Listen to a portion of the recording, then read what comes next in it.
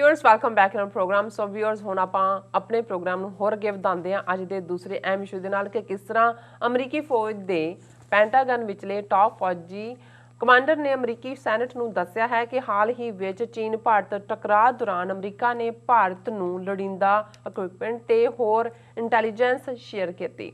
ਸੋ viewers ਹੁਣ ਦੇਖਣ ਵਾਲੀ ਗੱਲ ਇਹ ਹੈ ਕਿ ਇਸ ਮਦਦ ਦੇ ਬਾਵਜੂਦ ਚੀਨ ਨੇ ਭਾਰਤ ਨੂੰ ਚੰਗੀ ਤਰ੍ਹਾਂ ਕੁੱਟਿਆ ਹੈ ਤੇ ਉਸ ਦੀ ਹਜ਼ਾਰਾਂ ਮੀਲ ਜ਼ਮੀਨ ਤੇ ਕਬਜ਼ਾ ਕੀਤਾ ਹੈ। ਸੋ ਇਸ ਬਾਰੇ ਆਪਾਂ ਵਿਚਾਰ ਚਰਚਾ ਕਰਨ ਜਾ ਰਹੇ ਹਾਂ। ਸੋ ਅਸੀਂ ਚਾਹਾਂਗੇ ਕਿ ਤੁਸੀਂ ਨਾਲ ਇਸੇ ਤਰ੍ਹਾਂ ਹੀ ਜੁੜੇ ਰਹਿਣਾ। ਦੇਖਣ ਸੁਣੀਆਂ ਲਿਖਣੀ ਤੁਹਾਡਾ ਸਭ ਦਾ ਬਹੁਤ ਬਹੁਤ ਸ਼ੁਕਰੀਆ ਜੀ। ਡਾਕਟਰ ਸਾਹਿਬ ਕੀ ਵਿਚਾਰਾਂ ਨੇ ਇਸ ਮੁੱਦੇ ਬਾਰੇ?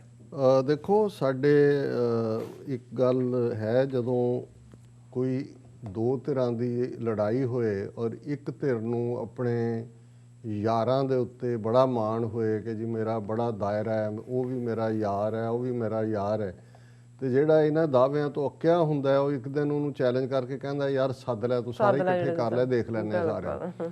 ਤੇ ਉਹ ਜਦੋਂ ਆਉਂਦੇ ਨੇ ਸਾਰਿਆਂ ਨੂੰ ਇੱਕੋ ਸਟਿਕ ਨਾਲ ਬੀਟ ਕਰਕੇ ਕਹਿੰਦਾ ਹੁਣ ਨਾ ਲਈ ਕਿਸੇ ਦਾ ਮੁੜ ਕੇ। ਸੋ ਮੈਨੂੰ ਇਹ ਲੱਗਦਾ ਹੈ ਕਿ ਵੀ ਔਰ ਇਹ ਅਸੀਂ ਜੂਨ 84 ਦੇ ਹਵਾਲੇ ਨਾਲ ਵੀ ਦੇਖਿਆ, ਜਦੋਂ ਹੁਣ ਤਾਂ ਬਹੁਤ ਸਾਰੇ ਫੈਕਟ ਜਦੋਂ ਡੀਕਲਾਸੀਫਾਈ ਇਨਫੋਰਮੇਸ਼ਨ ਹੋਈ ਯੂਕੇ 'ਚ ਇਹ ਸਾਹਮਣੇ ਆਇਆ ਵੀ ਕੱਲੀ ਇਹ ਰॉ ਔਰ ਇੰਟੈਲੀਜੈਂਸ ਬਿਊਰੋ ਦਾ ਹੀ ਆਪਰੇਸ਼ਨ ਨਹੀਂ ਸੀ। ਸੋਵੀਅਤ ਯੂਨੀਅਨ ਦੀ KGB ਤਾਂ ਪਹਿਲੇ ਦਿਨ ਤੋਂ ਇਨਵੋਲਵ ਰਹੀ, ਕਿਉਂਕਿ ਇੰਦਰਾ ਗਾਂਧੀ ਇੱਕ ਸੈਟੇਲਾਈਟ ਵਾਂਗ ਹੀ ਜਿਹੜੀ ਹੈ ਇੰਡੀਆ ਇੱਕ ਸੈਟੇਲਾਈਟ ਕੰਟਰੀ ਸੀ ਸੋਵੀਅਤ ਯੂਨੀਅਨ ਦੀ। ਉਹਦੇ ਬਹੁਤ ਸਾਰੇ ਸਬੂਤ ਨੇ। ਔਰ ਇਹ ਬਾਰਬਰਾ ਕ੍ਰੋਸੈਟ ਜਿਹੜੀ ਨਿਊਯਾਰਕ ਟਾਈਮਸ ਦੀ ਬਿਊਰੋ ਚੀਫ ਸੀ ਦਿੱਲੀ 'ਚ, ਉਹਨੇ ਇੱਕ ਕਿਤਾਬ ਲਿਖੀ ਹੋਈ ਹੈ ਇੰਡੀਆ ਇਨ 21st ਸੈਂਚੁਰੀ, ਦਿੱਲੀ ਬੇਸ ਸੀ। ਉਹਨੇ ਕਿਹਾ ਵੀ ਕਿਵੇਂ ਈਵਨ ਮਿਡਲ ਈਸਟ ਦੇ ਵੀ KGB ਜਿਹੜੀ ਸੋਵੀਅਤ ਯੂਨੀਅਨ ਦੀ ਖੁਫੀਆ ਏਜੰਸੀ ਸੀ ਉਸ ਵੇਲੇ, ਹੁਣ ਵੀ ਉਹਦਾ ਨਾਂ KGB ਹੈ, ਬੇਸ਼ੱਕ ਸੋਵੀਅਤ ਯੂਨੀਅਨ ਤਾਂ ਦੁਨੀਆ ਦੇ ਨਕਸ਼ੇ ਤੋਂ ਮਿਟ ਗਿਆ, ਕਿ ਜਿੰਨੇ ਮਿਡਲ ਈਸਟ ਦੇ ਆਪਰੇਸ਼ਨ ਸੀ ਸਾਰੇ ਹੀ ਉਹਨਾਂ ਦਾ ਹੈੱਡਕੁਆਟਰ ਦਿੱਲੀ ਬਣਿਆ ਹੋਇਆ ਸੀ। ਸੋ ਉਹਦੇ 'ਚ ਤਾਂ ਕੋਈ ਸ਼ੱਕ ਨਹੀਂ ਹੈ ਕਿ ਇਹ ਸਿੱਖਾਂ ਦੀ ਘੇਰਾਬੰਦੀ ਕਰਨਾ। ਔਰ ਇਹ ਤੁਸੀਂ ਉਹ ਸਾਰਾ ਟਾਈਮ ਫਰੇਮ ਦੇਖੋ, 1979 ਦੇ ਵਿੱਚ ਹੀ ਇੱਕ ਪਾਸੇ ਜਿਹੜਾ ਆਇਤੁੱਲਾ ਖਮੀਨੀ ਈਰਾਨ ਦੇ ਵਿੱਚ ਸ਼ਾਹ ਨੂੰ ਥਰੋ ਆਊਟ ਕਰਦਾ ਹੈ ਔਰ ਉੱਥੇ ਅਮਰੀਕਨ ਵੱਡੀ ਗਿਣਤੀ 'ਚ ਹੌਸਟੇਜ ਦੂਜੇ ਨੇ। ਉਹੀ ਵਰ੍ਹਾ ਹੈ ਜਦੋਂ ਕਿ ਸੋਵੀਅਤ ਯੂਨੀਅਨ ਇਨਵੇਡ ਕਰਦਾ ਅਫਗਾਨਿਸਤਾਨ ਦੇ ਵਿੱਚ ਔਰ ਪਾਕਿਸਤਾਨ ਸੈਂਟਰ ਬਣ ਜਾਂਦਾ ਹੈ CIA ਔਰ ਦੂਸਰਿਆਂ ਦਾ, ਜਿਵੇਂ ਉਹਨਾਂ ਨੇ ਉਹ ਸਾਰੀ ਪ੍ਰੋਕਸੀ ਵਾਰ ਲੜ ਕੇ ਔਰ ਸੋਵੀਅਤ ਯੂਨੀਅਨ ਨੂੰ ਫਿਰ ਅਫਗਾਨਾਂ ਨੇ ਡਿਫੀਟ ਕੀਤਾ। ਔਰ ਭਾਰਤ ਪੂਰੀ ਤਰ੍ਹਾਂ ਸੋਵੀਅਤ ਯੂਨੀਅਨ ਵੱਲੋਂ ਅਫਗਾਨਿਸਤਾਨ 'ਤੇ ਹਮਲਾ ਕਰਨ ਦਾ ਇਹ ਹਮਾਇਤੀ ਨਹੀਂ ਸੀ। ਇੰਦਰਾ ਗਾਂਧੀ ਚਾਰਜ ਫਿਰ ਇਹ ਡਿਫੈਂਡ ਕਰਦੀ ਸੀ ਔਰ ਇਹ ਵੀ ਨਜ਼ਰ ਆ ਰਿਹਾ ਸੀ ਕਿ ਨੈਕਸਟ ਟਾਰਗੇਟ ਜਿਹੜਾ ਹੈ ਪਾਕਿਸਤਾਨ। ਜੇ ਪਾਕਿਸਤਾਨ ਨੇ ਆਪਣਾ ਮੋਢਾ ਦਿੱਤਾ ਅਮਰੀਕਾ ਨੂੰ ਕਿ ਭਾਈ ਠੀਕ ਹੈ ਕਰ ਲਓ, ਉਹ ਵੀ ਸਮਝਦੇ ਸੀ ਕਿ ਭਾਈ ਅੱਜ ਉੱਥੇ ਪਹੁੰਚ ਗਏ ਨੇ, ਕੱਲ੍ਹ ਨੂੰ ਸਾਡੀ ਵਾਰੀ ਆਏਗੀ। ਔਰ ਉਸ ਪੀਰੀਅਡ ਦੇ ਵਿੱਚ ਹੀ ਨਜ਼ਰ ਆ ਰਿਹਾ ਸੀ ਵੀ ਅਲਟੀਮੇਟਲੀ ਜਿਹੜੇ ਇਹਨਾਂ ਦਾ ਡ੍ਰੀਮ ਜ਼ਾਰ ਦੇ ਜ਼ਮਾਨੇ ਤੋਂ warm waters of Indian Ocean ਤੱਕ ਪਹੁੰਚਣ ਦਾ। ਔਰ ਅੱਗੇ ਜੇ ਪਾਕਿਸਤਾਨ ਦੀ ਬਾਰਡਰ ਤੋਂ ਸਰਹੱਦ 'ਤੇ ਖੜੀ ਤਾਂ ਸਿੱਖ ਕੌਮ ਹੀ ਸੀ ਜਿਹੜੀ ਦੂਜੇ ਪਾਸੇ ਸਰਹੱਦ 'ਤੇ ਖਲੋਤੀ ਹੈ। ਸੋ ਐਮਰਜੈਂਸੀ ਲਾ ਕੇ ਇਹ ਇਹਨਾਂ ਨੇ ਦੇਖ ਲਿਆ ਸੀ, ਕਿਉਂਕਿ ਐਮਰਜੈਂਸੀ ਦਾ ਆਈਡੀਆ ਵੀ ਸੋਵੀਅਤ ਯੂਨੀਅਨ ਦਾ ਹੀ ਸੀ ਕਿ ਭਾਰਤ ਤਾਂ ਸਾਰਾ ਸੁਸਰੀ ਵਾਂਗ ਸੌਂ ਗਿਆ ਸੀ, ਜੇ ਕੋਈ ਖਲੋਤੇ ਸੀ ਤਾਂ ਸਿੱਖ ਖਲੋਤੇ ਸੀ। ਸੋ ਉਹਨਾਂ ਦੀ KGB ਨੇ ਵੀ ਅੰਦਾਜ਼ਾ ਲਾ ਲਿਆ ਕਿ ਵੀ ਜੇ ਇਹਨਾਂ ਨੂੰ ਪਰਪੈਚੁਏਟ ਸਲੇਵਰੀ 'ਚ ਰੱਖਣਾ ਐਂਡ ਤੱਕ ਤਾਂ ਸਿੱਖਾਂ ਨੂੰ ਸਬਕ ਸਿਖਾਉਣਾ ਬੜਾ ਜ਼ਰੂਰੀ ਹੈ। ਸੋ ਇੰਦਰਾ ਗਾਂਧੀ ਜਦੋਂ ਵਾਪਸ ਪਾਵਰ 'ਚ ਆਉਂਦੀ ਹੈ ਸੋ ਇਹ ਸਾਰਾ ਆਪਰੇਸ਼ਨ, ਲੇਕਿਨ ਉਸ ਦੇ ਵਿੱਚ UK ਦੀ ਮਾਰਗਰੇਟ ਥੈਚਰ ਨੇ ਕਿੰਨਾ ਵੱਡਾ ਰੋਲ ਅਦਾ ਕੀਤਾ। UK ਦੀ M16 ਜਾਂ MI6 ਉਹਨੂੰ ਕਹਿੰਦੇ ਨੇ, ਉਹਨਾਂ ਦੀ ਏਜੰਸੀ ਨੇ ਇਹ ਜਦੋਂ ਡੀਕਲਾਸੀਫਾਈ ਹੋਈ ਇਨਫੋਰਮੇਸ਼ਨ ਉਦੋਂ ਸਾਹਮਣੇ ਆਇਆ। ਇਜ਼ਰਾਈਲ ਮੋਸਾਦ ਜਿਹੜੇ ਇੰਡੋ ਤਿਬਤਨ ਦੇ ਰਾਹੀਂ ਉਹਨਾਂ ਨੇ ਟ੍ਰੇਨਡ ਕੀਤੇ ਹੋਏ ਸੀ, ਉਹ ਕਿਵੇਂ ਇਸਤੇਮਾਲ ਹੋਏ। ਸੋ ਅਸੀਂ ਜਦੋਂ ਇਹ ਕਹਿੰਦੇ ਹਾਂ ਕਿ ਭਾਈ ਜੂਨ 84 'ਚ ਸਾਡੇ ਕੁਛ ਦਰਜਨ ਬਹਾਦਰ ਸਿੰਘਾਂ ਸਿੰਘਣੀਆਂ ਨੇ ਸਿਰਫ ਭਾਰਤੀ ਫੌਜ ਦੇ ਹੀ ਜਿਹੜੇ ਨੇ ਉਹ ਛੱਕੇ ਨਹੀਂ ਛਡਾਏ, 72 ਘੰਟੇ ਉਹਨਾਂ ਨੂੰ ਰੋਕ ਕੇ ਰੱਖਿਆ ਟੈਂਕਾਂ ਤੋਪਾਂ ਨਾਲ ਹਮਲੇ ਨੂੰ, ਪਰ ਇੱਕੋ 'ਚ ਹੀ ਉਹਨਾਂ ਨੇ ਵਿੱਚ ਹੀ ਸੋਵੀਅਤ ਯੂਨੀਅਨ, ਵਿੱਚ ਹੀ UK, ਵਿੱਚ ਹੀ ਇਜ਼ਰਾਈਲ, ਅਜੇ ਅਮਰੀਕਾ ਕੈਨੇਡਾ ਦਾ ਪਤਾ ਨਹੀਂ ਇਹਨਾਂ ਨੇ ਕੀ ਰੋਲ ਅਦਾ ਕੀਤਾ ਹੋਇਆ, ਉਹਨਾਂ ਸਾਰਿਆਂ ਨੂੰ ਇਹ ਦੱਸ ਦਿੱਤਾ ਸੀ ਕਿ ਭਾਈ ਸਿੱਖ ਸਪਿਰਿਟ ਕੀ ਹੈ। ਔਰ ਇਹੀ ਉਹ ਪਾਰਟ ਸੀ ਜਿਹਨੂੰ ਦੁਸ਼ਮਣ ਦਾ ਜਰਨੈਲ ਇਹ ਕਹਿੰਦਾ ਹੈ ਕਿ giving the ਐਡਵਰਸਰੀ his due they fought to the last breath and bullet. ਹੁਣ ਇਹ ਗੱਲ ਮੈਨੂੰ ਇਸ ਲਈ ਵੀ ਟ੍ਰਿਗਰ ਹੋਈ ਯਾਦਾਸ਼ਤ 'ਚੋਂ ਕਿ ਅਸੀਂ ਕਰੰਟ ਪੀਰੀਅਡ 'ਚ ਦੇਖਦੇ ਹਾਂ ਕਿ ਪਿਛਲੇ 10-12 ਸਾਲ ਤੋਂ ਲਗਭਗ ਭਾਰਤ ਦੇ ਸਾਰੇ ਜਰਨੈਲ ਜੇ ਸਿੰਘ ਦੇ ਜ਼ਮਾਨੇ ਤੋਂ, ਫਿਰ ਮਲਕ, ਫਿਰ ਦੂਜੇ, ਫਿਰ ਉਹ ਦੀਪਕ ਕੇ ਕੌਣ, ਸਾਰੇ we are ready for two prong war simultaneously, we can take over China and Pakistan and ਇਹ ਉਹ, ਅਸੀਂ ਸੁਪਰ ਪਾਵਰ, ਅਸੀਂ ਫਲਾਣਾ, ਸਾਡੀ ਇਹ ਤਾਕਤ, ਸਾਡੀ ਉਹ ਤਾਕਤ। ਹੁਣ ਜੇ ਦੇਖਣਾ ਹੋਏ ਕਿ ਭਾਈ ਇਹਨਾਂ ਦਾ ਉੱਠਦਾ ਜਨਾਜ਼ਾ ਕੁੱਲ ਜ਼ਮਾਨੇ ਨੇ ਦੇਖਿਆ, ਜੇ ਅਸੀਂ ਫੈਬਰਵਰੀ 2020 ਤੋਂ ਇਸ ਗੱਲ ਨੂੰ ਸ਼ੁਰੂ, ਹਾਲਾਂ ਪਤਾ ਤਾਂ 2017-18 'ਚ ਹੀ ਡੋਕਲਾਮ ਦੇ ਵੇਲੇ ਲੱਗ ਗਿਆ ਸੀ ਕਿ ਭਾਈ ਇਹ ਚੀਨ ਦੇ ਸਾਹਮਣੇ ਕਿਵੇਂ ਮਿਆਉਂ ਬਿੱਲੀ ਬਣੇ ਹੋਏ ਨੇ, ਔਰ ਇਵੈਂਚੁਅਲੀ ਆਪਣਾ ਇਹਨਾਂ ਨੇ ਉੱਥੋਂ ਜਾਨ ਛਡਾਈ, ਲੇਕਿਨ ਚੀਨ ਨੇ ਉੱਥੇ ਪਰਮਾਨੈਂਟ ਆਪਣਾ ਬੇਸ ਬਣਾਇਆ। ਫਿਰ ਅਸੀਂ ਦੇਖਦੇ ਹਾਂ ਕਿ ਜੂਨ ਗਲਵਾਨ, ਔਰ ਇਹ ਨਜ਼ਰ ਆ ਰਿਹਾ ਸੀ ਕਿ ਉਹਦੇ 'ਚ ਹਾਲਾਂ ਪਾਕਿਸਤਾਨ ਨੇ ਨਾ ਕੋਈ ਪ੍ਰੋਵੋਕੇਟਿਵ ਲਾਈਨ ਦਿੱਤੀ, ਕੋਈ ਪਾਕਿਸਤਾਨ ਵੱਲੋਂ ਇਹਦੇ 'ਤੇ ਕੋਈ ਬਿਆਨਬਾਜ਼ੀ ਵੀ ਨਹੀਂ ਸੀ, ਔਰ ਬਿਲਕੁਲ ਉਹਨਾਂ ਨੇ ਸੰਜਮ ਰੱਖਿਆ। ਹਾਲਾਂ ਜੇ ਅਸੀਂ ਚੀਨ ਦੇ ਹਵਾਲੇ ਨਾਲ ਦੇਖਣਾ ਹੋਏ, ਚੀਨ ਨੇ ਜੂਨ ਦੇ ਮਿਡਲ 'ਚ ਗਲਵਾਨ ਵੈਲੀ ਵਾਲੀ ਘਟਨਾਕ੍ਰਮ ਤੋਂ ਬਾਅਦ ਫਿਰ ਸਾਰੀ ਫਰੰਟਸ ਉੱਤੇ, ਉਹ ਪੈਂਗੋਂਗ ਸੋ ਹੋਏ, ਉਹ ਡੈਪਸੋਂਗ ਹੋਏ, ਉਹ ਗੋਗਰਾ ਹੋਏ, ਉਹ ਹੌਟ ਸਪਰਿੰਗਸ ਹੋਣ, ਉਹਨਾਂ ਸਾਰਿਆਂ 'ਚ ਆਪਣਾ ਜਲਵਾ ਦਿਖਾਇਆ। ਔਰ ਇਹਨਾਂ ਦਾ ਆਪਣਾ ਹੀ ਕਹਿਣਾ ਕਿ ਭਾਈ ਇੰਨੇ 1000 ਸਕੁਅਰ ਮਾਈਲ ਟੈਰੀਟਰੀ ਜਿਹੜੀ ਹੈ ਉਹ ਚਲੀ ਗਈ, ਔਰ ਇਹਨਾਂ ਨੇ ਵੀ ਜਿਹੜਾ ਜਿਹਨੂੰ ਇਹ ਕਹਿ ਕੇ ਕਿ ਜੀ ਡਿਸਐਂਗੇਜਮੈਂਟ ਹੋ ਗਈ ਔਰ ਫਲਾਣਾ ਹੋ ਗਿਆ, ਉਹੀ ਹੈ ਕਿ ਇਹਨਾਂ ਦਾ ਹੀ ਜਿਹੜਾ ਏਰੀਆ ਸੀ ਉਹਨੂੰ ਇਹ ਬਫਰ ਜ਼ੋਨ ਮੰਨ ਕੇ ਇਹਨਾਂ ਨੇ ਘੱਟੋ ਘੱਟ ਪੈਂਗੋਂਗ ਸੋ ਤੋਂ ਤਾਂ ਆਪਣੀ ਜਾਨ ਛਡਾਈ ਹੈ, ਲੇਕਿਨ ਬਾਕੀਆਂ 'ਚ ਚੀਨ ਨੇ ਮੁੜ ਕੇ ਇਹਨਾਂ ਦੀ ਬਾਤ ਵੀ ਨਹੀਂ ਪੁੱਛੀ ਹੈ। ਇਹ ਕਹਿ ਰਹੇ ਨੇ ਜੀ ਗੱਲਬਾਤ ਕਰੋ ਜਾਂ ਦੂਜਾ ਕਰੋ। ਹੁਣ ਇਹ ਤਾਂ ਨਜ਼ਰ ਆ ਰਿਹਾ ਸੀ ਵੀ ਪਾਕਿਸਤਾਨ ਨੇ ਇਹਦੇ 'ਚ ਬਿਲਕੁਲ ਨਿਊਟਰੈਲਿਟੀ ਦਿਖਾਈ ਉਸ ਪਾਸਿਓਂ। ਇਹਦਾ ਟੂ ਪ੍ਰੋਂਗ ਵਾਰ ਦੀ ਗੱਲ ਕਰਦੇ ਸੀ ਵੀ ਕਿ ਚਾਈਨਾ ਨੇ ਆਪਣੀ ਸਾਰੀ ਸਵਿਫਟਨੈਸ ਦਿਖਾਈ, ਲੇਕਿਨ ਜਿਹੜਾ ਪਾਰਟ ਹੁਣ ਜਿਹੜਾ ਅਨਰੈਵਲ ਹੋ ਰਿਹਾ ਹੈ ਉਹ ਇਹ ਹੈ ਕਿ ਅਮਰੀਕਾ ਨੇ ਫੁੱਲੀ ਭਾਰਤ ਦੀ ਮਦਦ ਕੀਤੀ, ਔਰ ਉਹ ਮਦਦ ਕਿਸ ਲੈਵਲ ਤੱਕ ਜਾ ਕੇ ਕੀਤੀ ਇਹ ਤਾਂ ਕਦੇ ਵੀ ਜਿਹੜੇ ਇਹਨਾਂ ਦੀਆਂ ਇੰਟਰਨਲ ਇੰਟੈਲੀਜੈਂਸ ਰਿਪੋਰਟਸ ਦਾ ਸਾਹਮਣੇ ਨਹੀਂ ਆਉਂਦੀਆਂ। ਤੁਸੀਂ ਥੋੜ੍ਹਾ ਬਹੁਤ ਜਿਵੇਂ ਹੁੰਦਾ ਹੈ ਵੀ ਸਿਆਣੀਆਂ ਸਵਾਣੀਆਂ ਮਾਵਾਂ ਉਹ ਦਾਲ ਦਾ ਜਦੋਂ ਰਿੰਨੀ ਹੁੰਦੀ ਹੈ ਤੇ ਇੱਕ ਦਾਣਾ ਫੇਹ ਕੇ ਦੇਖ ਲੈਂਦੀਆਂ ਵੀ ਇਹ ਸਾਰੀ ਉਸ 'ਚ ਹਾਂਡੀ ਦੇ ਵਿੱਚ ਦਾਲ ਕਿੰਨੀ ਕੁ ਪੱਕੀ ਹੈ ਤੇ ਕਿੰਨੀ ਕੁ ਜਿਹੜੀ ਹੈ ਅੱਧ ਕੱਚੀ ਹੈ, ਉਹ ਤੋਂ ਹੀ ਅੰਦਾਜ਼ਾ ਹੁੰਦਾ। ਹੁਣ ਸੈਨੇਟ ਦੇ ਸਾਹਮਣੇ ਜਿਹੜਾ ਅੱਜ ਇਸ US ਇੰਡੋ ਪੈਸੀਫਿਕ ਕਮਾਂਡ, ਹੁਣ ਇਹ ਟਰਮ ਵੀ ਇਹਨਾਂ ਨੇ ਕੱਢੀ ਹੋਈ ਹੈ, ਸਪੈਸ਼ਲ ਕਮਾਂਡ ਵੀ ਬਣਾਈ ਹੈ US ਇੰਡੋ ਪੈਸੀਫਿਕ ਕਮਾਂਡ, ਔਰ ਉਹਦਾ ਟੌਪ ਕਮਾਂਡਰ ਹੈ US ਇੰਡੋ ਪੈਸੀਫਿਕ ਕਮਾਂਡ ਦਾ ਐਡਮਿਰਲ ਫਿਲਿਪਸ ਡੇਵਿਡਸਨ। ਉਹਨੇ ਟੈਸਟੀਫਾਈ ਕੀਤਾ ਸੈਨੇਟ ਦੇ ਸਾਹਮਣੇ। ਹੁਣ ਕਿਉਂਕਿ ਇੱਕ ਗੱਲ ਜਿਵੇਂ ਕੱਲ੍ਹ ਹੀ ਇੱਕ ਇੰਟਰਨੈਸ਼ਨਲ ਅਫੇਅਰਸ ਦਾ ਸਟੂਡੈਂਟ ਵਾਸ਼ਿੰਗਟਨ ਤੋਂ ਮੈਨੂੰ ਕਹਿ ਰਿਹਾ ਸੀ, ਕਹਿੰਦਾ ਵੀ ਡਾਕਟਰ ਸਾਹਿਬ ਇੱਕ ਗੱਲ ਤੁਸੀਂ ਨੋਟਿਸ ਕਰਨਾ ਕਿ ਹੁਣ ਸਾਰੇ ਇੰਟਰਨੈਸ਼ਨਲ ਡਿਬੇਟ 'ਚੋਂ, ਅਮਰੀਕਨ ਵੋਕੈਬਲਰੀ 'ਚੋਂ ਜਾਂ ਅਮਰੀਕਨ ਯੂਜ਼ 'ਚੋਂ ਲਫ਼ਜ਼ ਟੈਰਰਿਜ਼ਮ ਖਤਮ ਹੋ ਗਿਆ। ਹੁਣ ਤੁਹਾਨੂੰ ਕਿਤੇ ਵੀ ਇੰਟਰਨੈਸ਼ਨਲ ਟੈਰਰਿਜ਼ਮ ਲਫ਼ਜ਼ ਸੁਣਨ 'ਚ ਨਹੀਂ ਮਿਲਦਾ, ਖਤਮ ਹੋ ਗਿਆ।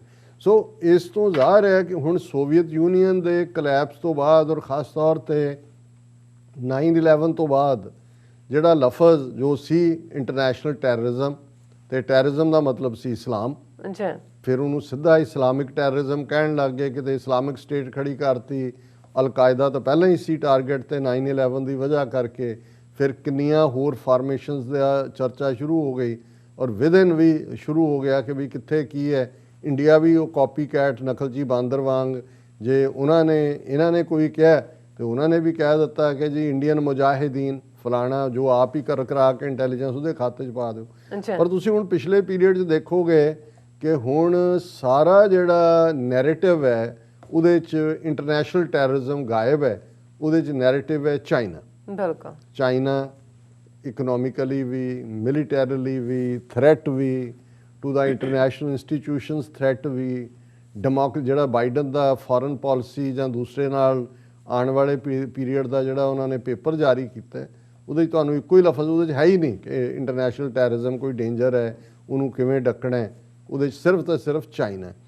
ਹੁਣ ਇਸੇ ਮੁੱਦੇ ਦੇ ਉੱਤੇ ਔਰ ਭਾਰਤ ਦੇ ਨਾਲ ਅਮਰੀਕਾ ਨੇ ਕਿਵੇਂ ਕੋਲੈਬੋਰੇਟ ਕੀਤਾ, ਮੈਂ ਸਮਝਦਾ ਵੀ ਇਹ ਅਮਰੀਕਾ ਦੇ ਲਈ ਵੀ ਸ਼ਾਇਦ ਉਹਨਾਂ ਦਾ ਅਮਰੀਕਾ ਦਾ ਟ੍ਰਾਇਲ ਬੈਲੂਨ ਵੀ ਸੀ ਦੇਖਣ ਦੇ ਲਈ ਅੱਛਾ ਕਿ ਵੀ ਇਹ ਇਹਨਾਂ ਦੇ ਪੱਲੇ ਕੀ ਆ, ਉਹਨਾਂ ਨੇ ਦੇਖ ਲਿਆ। ਔਰ ਇਹ ਐਡਮਿਰਲ ਫਿਲਿਪਸ ਡੇਵਿਡਸਨ ਨੇ ਸੈਨੇਟ ਦੀ ਹੀਅਰਿੰਗ ਦੇ ਵਿੱਚ ਇਹ ਕਿਹਾ, ਔਰ ਇਹਨਾਂ ਦਾ ਹੀ ਮੀਡੀਆ ਦਾ, ਇੰਡੀਅਨ ਮੀਡੀਆ ਦੀਆਂ ਇਹ ਹੈਡਲਾਈਨਸ ਨੇ, US provided some information, equipment to India during its border crisis with China, Pentagon commander. LAC activities opened India's eyes to what cooperative effort might mean for own defensive needs. ਹੁਣ ਜਦੋਂ ਤੁਸੀਂ ਇਸ statement ਦੀ ਜੇ ਇਹਨੂੰ ਵੇਰਵੇ 'ਚ ਪੜ੍ਹਨ ਤੋਂ ਪਹਿਲਾਂ ਸਮਝਣ ਦੀ ਕੋਸ਼ਿਸ਼ ਕਰੋ ਕਿ ਚੀਨ ਨੇ ਆਪਣਾ ਆਬਜੈਕਟਿਵ ਹਾਸਿਲ ਕਰ ਲਿਆ। ਚੀਨ ਇਹਨਾਂ ਨੂੰ ਵੀ ਮੈਸੇਜ ਦੇਣਾ ਚਾਹੁੰਦਾ ਸੀ, ਉਹਨਾਂ ਨੂੰ ਵੀ, ਕਿ ਭਾਈ ਬੰਦੇ ਦੇ ਪੁੱਤਰ ਬਣੋ, ਉਹ ਬਣਾ ਲਿਆ। ਹੁਣ ਅਮਰੀਕਾ ਵੀ ਕਿਤੇ ਨਾ ਕਿਤੇ ਇੰਡੀਆ ਨੂੰ ਬੰਦੇ ਦਾ ਪੁੱਤਰ ਬਣਾਉਣਾ ਚਾਹੁੰਦਾ ਸੀ। ਔਰ ਐਡਮਿਰਲ ਇਹ ਜੇ ਉਹਦੀ ਤੁਸੀਂ ਬਿਟਵੀਨ ਦਾ ਲਾਈਨਸ ਦੇਖੋ ਤਾਂ ਇਹ ਹੈ ਵੀ ਇਹਨਾਂ ਨੇ ਵੀ ਆਪਣਾ ਆਬਜੈਕਟਿਵ ਪੂਰਾ ਕਰ ਲਿਆ। ਹੁਣ ਚੀਨ ਦੇ ਆਬਜੈਕਟਿਵ ਬਾਰੇ ਤਾਂ ਅਸੀਂ ਰੋਜ਼ਾਨਾ ਗੱਲ ਕਰਦੇ ਹਾਂ, ਅੱਜ ਅਮਰੀਕਾ ਬਾਰੇ ਜ਼ਿਆਦਾ ਗੱਲ ਕਰਾਂਗੇ। ਅਮਰੀਕਾ ਦਾ ਆਬਜੈਕਟਿਵ ਕੀ ਸੀ ਕਿ ਇੰਡੀਆ ਨੇ ਇਹ ਨੌਨ ਅਲਾਈਨਮੈਂਟ ਦਾ ਮੰਤਰ ਪੜ੍ਹਿਆ ਹੋਇਆ ਨਹਿਰੂ ਦੇ ਜ਼ਮਾਨੇ ਤੋਂ। ਜਦੋਂ ਅਸੀਂ ਇਹਨਾਂ ਨੂੰ ਕੁਝ ਕਹਿੰਦੇ ਹਾਂ, ਇਹ ਕਹਿੰਦੇ ਨੇ ਜੀ ਠੀਕ ਹੈ ਅਸੀਂ ਦੇਖਾਂਗੇ ਔਰ ਸਾਡੀ ਪਾਲਿਸੀ ਨੌਨ ਹਾਲਾਂ 9/11 ਤੋਂ ਬਾਅਦ ਝੁਕਾਅ ਅਮਰੀਕਾ ਦਾ ਉਧਰ ਆਇਆ, ਡੀ-ਹਾਈਫਨੇਟ ਹੋਇਆ ਪਾਕਿਸਤਾਨ ਨਾਲੋਂ ਵੀ, ਇੰਡੋ US ਨਿਊਕਲੀਅਰ ਡੀਲ ਹੋਈ, ਦੂਸਰਾ ਤੀਸਰਾ ਹੋਇਆ। ਲੇਕਿਨ ਇੰਡੀਆ ਰਿਲਕਟੈਂਟ ਸੀ ਓਪਨਲੀ ਸਾਈਡ ਲੈਂਡ ਤੋਂ ਕਿ ਜੀ ਉਹ ਅਮਰੀਕਾ ਦੇ ਖੈਮੇ 'ਚ ਆ ਜਾਏ। ਹੁਣ ਅਮਰੀਕਾ ਵੀ ਉਹਨੂੰ ਬੰਦੇ ਦਾ ਪੁੱਤ ਬਣਾਉਣਾ ਚਾਹੁੰਦਾ ਸੀ, ਕਿਉਂਕਿ ਅਮਰੀਕਾ ਦੀ ਪਾਲਿਸੀ 'ਚ ਇਸ ਸਾਰੇ ਹੁਣ ਪੀਰੀਅਡ ਦੇ ਵਿੱਚ ਚਾਈਨਾ ਜਿਹੜਾ ਇਕਨੋਮਿਕਲ ਚੈਲੰਜ ਵੀ ਔਰ ਮਿਲਟਰੀ ਮਾਈਟ ਵੀ, ਸੋ ਉਹਦੇ ਲਈ ਉਹਨਾਂ ਨੂੰ ਉਸ ਖਿੱਤੇ ਦੇ ਵਿੱਚ ਜਿਹੜੇ ਨੇ ਉਹ ਐਲਾਈ ਚਾਹੀਦੇ ਨੇ। ਹੁਣ ਇੰਡੀਆ ਨੂੰ ਇਸ ਪਾਸੇ ਤੋਰਨ ਦੇ ਲਈ, ਔਰ ਜਿਹੜੀ ਗੱਲ ਇਹ ਕਮਾਂਡਰ ਕਹਿ ਰਿਹਾ ਹੈ ਕਿ ਇਹ ਜਿਹੜਾ LAC ਦੇ ਉੱਤੇ ਟਕਰਾਅ ਹੋਇਆ ਹੈ, LAC activities opened India's eyes, ਕਿ ਉਹਨਾਂ ਦੀਆਂ ਜਿਹੜੀਆਂ ਅੱਖਾਂ ਬੰਦ ਸੀ ਉਹ ਖੋਲ੍ਹ ਦਿੱਤੀਆਂ। ਕਾਹਦੇ ਤੋਂ? To what cooperative effort might mean for its own defensive needs, ਕਿ ਪੁੱਤਰੋ ਸਾਡੇ ਬਿਨਾਂ ਹੁਣ ਤੁਸੀਂ ਵੀ ਨਹੀਂ ਬਚਦੇ ਔਰ ਤੁਹਾਨੂੰ ਸਾਡੀ ਲੋੜ ਹੈ, ਔਰ ਇਹ ਬੰਦ ਕਰੋ ਨੌਨ ਅਲਾਈਨਮੈਂਟ ਦਾ ਰਾਗ। ਹੁਣ ਸਾਡੇ ਜਿਹੜੇ ਨੇ ਉਹ ਟੌਮੀ ਬਣੋ, ਅਸੀਂ ਜਦੋਂ ਕਵਾਂਗੇ ਹੁਸ਼ ਉਦੋਂ ਤੁਸੀਂ ਪੈ ਜਾਓ ਬਸ। ਹੁਣ ਇਹ ਅੱਖਾਂ ਬੰਦ, ਕੰਨ ਬੰਦ, ਹੋਰ ਕੋਈ ਨਹੀਂ। ਔਰ ਇਹ ਟੈਸਟੀਮਨੀ 'ਚ ਉਹਦੀ ਬਿਗਨਿੰਗ ਹੀ ਇਸ ਨਿਊਜ਼ ਦੀ ਇਸ ਨਾਲ ਹੁੰਦੀ ਹੈ। ਦਾ US ਪ੍ਰੋਵਾਈਡਡ ਸਮ ਇਨਫੋਰਮੇਸ਼ਨ, ਕੋਲਡ ਵੈਦਰ ਕਲੋਥਿੰਗ। ਹੁਣ ਤੁਸੀਂ ਚੱਲੇ ਹੋ ਸ਼ਿਕਾਰ ਕਰਨ ਤੇ ਪੈਰਾਂ 'ਚ ਤੁਹਾਡੇ ਜੁੱਤੀ ਨਹੀਂ, ਹੱਥ ਤਾਂ ਬੰਦੂਕ ਕੀ ਹੋਣੀ ਹੈ। ਵੀ ਚੀਨ ਦੇ ਨਾਲ ਤੁਸੀਂ 15,000 16,000 ਫੀਟ ਤੇ ਪੰਗੇ ਲੈ ਰਹੇ ਹੋ, ਲੁੱਕ ਈਸਟ ਪਾਲਿਸੀ, ਔਰ ਅਸੀਂ ਇਨਫਰਾਸਟਰਕਚਰ ਬਣਾਤਾ, ਅਸੀਂ ਫਲਾਣਾ ਕਰਤਾ। ਉਹ ਇਹ ਕਹਿੰਦੇ ਨੇ ਕਿ ਭਾਈ ਉਹਨਾਂ ਦੇ ਕੋਲ ਠੰਡੇ ਉਸ ਮੌਸਮ ਦੇ ਲਈ ਇਕਵਿਪਮੈਂਟ ਵੀ ਨਹੀਂ, ਕੱਪੜੇ ਵੀ ਨਹੀਂ, ਟੈਂਟ ਵੀ ਨਹੀਂ, ਕੁਝ ਵੀ ਨਹੀਂ। ਔਰ ਉਹ ਕਹਿੰਦੇ ਨੇ ਕਿ US ਪ੍ਰੋਵਾਈਡਡ ਸਮ ਇਨਫੋਰਮੇਸ਼ਨ, ਸਮ ਇਨਫੋਰਮੇਸ਼ਨ ਇੰਟੈਲੀਜੈਂਸ, ਵੀ ਇਹ ਹਨੇਰੇ 'ਚ ਘੁੰਮ ਰਹੇ ਨੇ, ਇਹਨੂੰ ਪਤਾ ਹੀ ਨਹੀਂ ਹੈ ਵੀ ਹੋ ਕੀ ਰਿਹਾ, ਹੋਇਆ ਕੀ ਹੈ। ਔਰ ਇਹੀ ਕਾਰਨ ਸੀ ਕਿ ਫਰਵਰੀ ਤੋਂ ਟੈਨਸ਼ਨ ਬਣੀ ਹੋਈ ਹੈ। ਉਹ ਉਹਨਾਂ ਨੇ 30 ਇਹਨਾਂ ਦੀਆਂ ਬਾਡੀਜ਼ ਜਿਹੜੀਆਂ ਨੇ 30 ਜਾਂ 20 ਚੁਕਾ ਦਿੱਤੀਆਂ।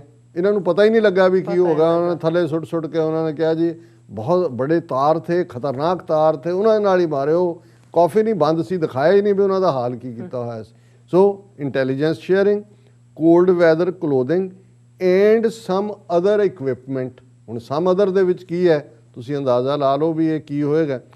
During it's recent border crisis with China, which has adopted an increasingly assertive military posture to exert pressure and expand its influence across the region, a top Pentagon commander told American lawmakers। मैं already ਜ਼ਿਕਰ ਕੀਤਾ ਔਰ ਉਸ 'ਚ ਉਹਨਾਂ ਨੇ ਕਿਹਾ ਕਿ ਭਾਈ ਫਿਰ ਉਹਨੇ ਬੜਾ ਸਪੈਸੀਫਿਕਲੀ ਕੋਟ ਅਨਕੋਟ ਇਹਦਾ ਐਡਮਿਰਲ ਫਿਲਿਪ ਡੇਵਿਡਸਨ ਦੀ ਟੈਸਟੀਮਨੀ ਹੈ।